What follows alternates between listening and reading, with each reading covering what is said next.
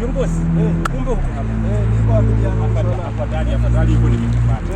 Niko na uchungu. Na topic ni ipi? Fanya nini? Mimi acha nikwambie. Wewe mimi najuanga unakuanga unaelewa, yani mambo yako unafanyaga, kuna mipangilio zako zinakuanga sawa. Lakini kuna mtu anakumaliza. Afani. Unajua acha nikwambie ukweli. Wewe zile pesa unatuma ili afanye unapea ng'ombe nyasi. Bwana, ng'ombe zako kweli mpaka watu wanajiuliza zimekonda kwa nini? Ili hizo pesa anakula zote ameweka kwa tumbo. Yaani ukipata jamaa kunaona amenona. Yaani zile pesa namtumia nunui ng'ombe yangu nyasi. Futa huyu mtu.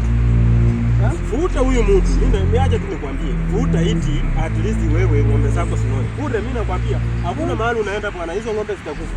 Mimi nakwambia huyu jamaa ni kama unasaidia tu yeye.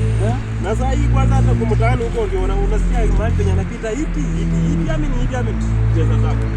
Yaani mimi natumia ng'ombe zangu, natuma pesa wanunulie ng'ombe zangu nyasi. Amnunulie ng'ombe zangu nyasi. Ng'ombe zako zitakufa njaa bwana.